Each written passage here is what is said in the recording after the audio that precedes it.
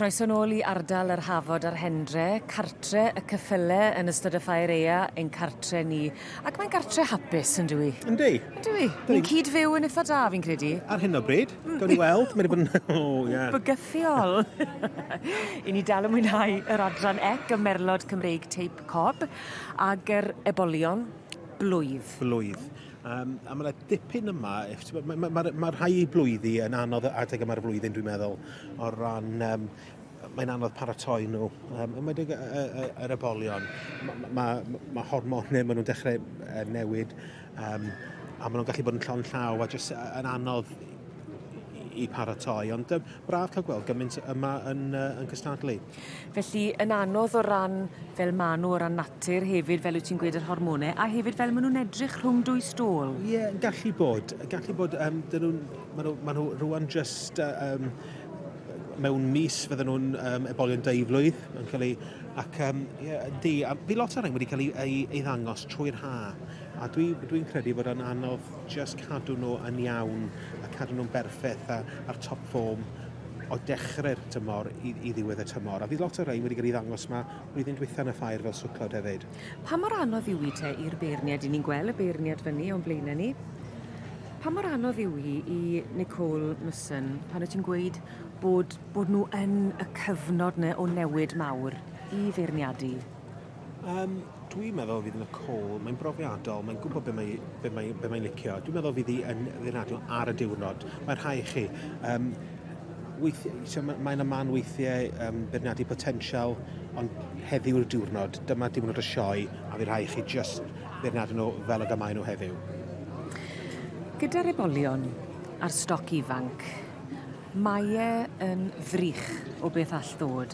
A mae pobl yn bodlon talu arian mawr am ebol yn fwy falle na ceffyl 3-4 blwydd oed. Mae yna hen ddywediad, fools and foals. A mae swclod yn gallu twyllo chi. Mae pawb wedi bod yn euog, dwi'n meddwl, dros y blynydde, pob un ohono ni wedi mynd, gweld ebol, dyn ni'n meddwl, mae yna potensial o fan, a mae hwnna'n ffantastig. Prynu o ddod o adre, a dwi ddim cweit yn troi allan fel oeddech chi'n gobeithio. Ond dwi'n meddwl dyna'r rhan o'r hwyl ydych chi'n cael wrth prynu a magu a ddangos y cyffyle yma. Dyn ni wedi gwneud adre, dyn ni'n cadw swclod, mae hwnna'n mynd I fod ni'n dda, a dyn nhw just ddim yn troi allan fel oeddech chi'n gobeithio. A hefyd weithio ydych chi'n gwerthu rhai, ydych chi ddim yn meddwl dim byd ohonyn nhw adre, ond maen nhw'n mynd mlaen ac yn llywyrchu rhywun arall. Mae rai bod hwnna'n pinsio. Ie, mae'n wastad dweud, the one that got away. Ie. Mae hynna'n wir I bob un. Ond mae'n braf weithiau hefyd cael gweld pobl eraill yn cael llwyddiant efo rhywbeth ych chi wedi magu. Odi. Wel, dyma ni glyn coch Presley, Ebolion Blwydd wedi cael ei magu gen Brydfa glyn coch lawr yn Pwll Trap.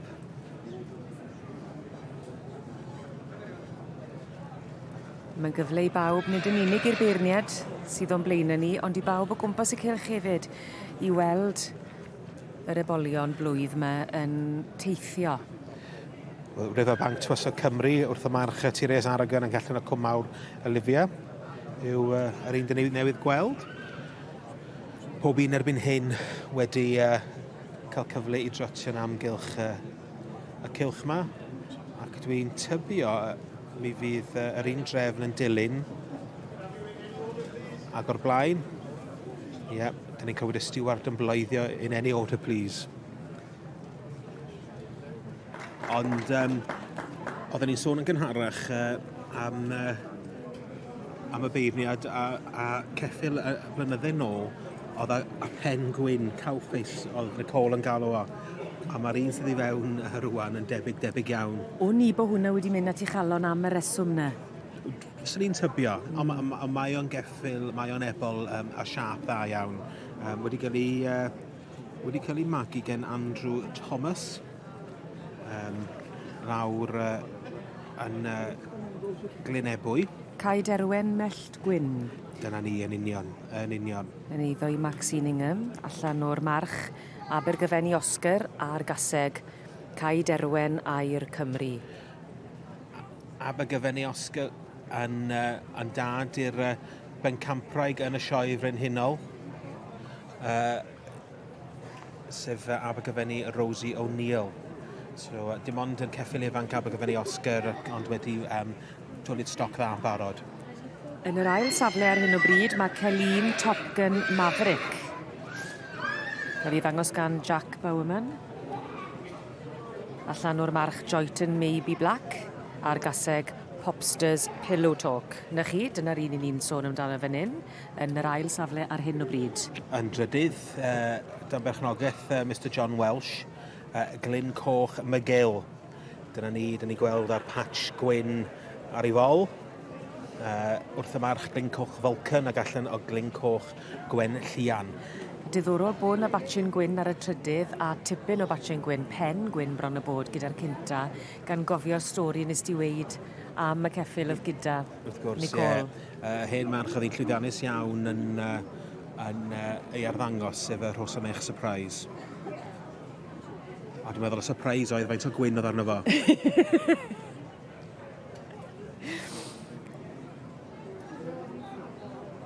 Mae yna rhywbeth am yr eiliadau cynta yna, pam mae'r beirniad yn rhoi llyged ar y ceffylau, pam maen nhw yn cipio rhywbeth yn y galon. Ti bron y bod ffili ddisgrifio fe weithiau? Na, mae yna rhywbeth, os yna rhywbeth yn llenwi'r llygad. Mae yna newid wedi bod heledd, jyst i ni cael gweld sy'n torri ar draws. Mae Glyn Coch Presley wedi cael ei symud fyny i'r drydydd safle o flaen Glyn Coch McGill. So, y ddau yna wedi cael ei magu yn yr un cartre. Ac yn yr eiliadau ola. A mae canlyniad yn derfynol. Cai Derwen Mell Gwyn yn mynd ar wobr gyntaf yma yn y dosbarth Ebolion Blwydd yn yr adran ec. Yn yr ail safle, Yearling Colt Maverick a Jack Bowerman yn dangos fyny ac yn derbyn yr hosglwm a'r garden las. A sgwrs fach hefyd gyda Stewart a'r beirniad. Ac yn drydydd, Glyn Coch Presley yn yr eiliadau ola fe nath e symud lan i'r trydydd safle ac yn eiddo i Keely McLarens. Ond gewn ni sgwrs fach nawr gyda'r enillydd. Well, a massive congratulations. Thank you. Bit tense there. It was a bit tense actually, yes, because it was a bit tense, but yeah, we love him. We love him. Well, to be fair, he did put on quite a show and move lovely for you. Yes, he did. Yeah, he does. He just does it on his own. He really sort of switches on when he comes in the ring. Yeah, so he's really good. Well, I won't keep you too long. You've got a championship to get ready for now as well. Yes, thank you. Yeah, we'll do our best there. Best of luck. Thank you.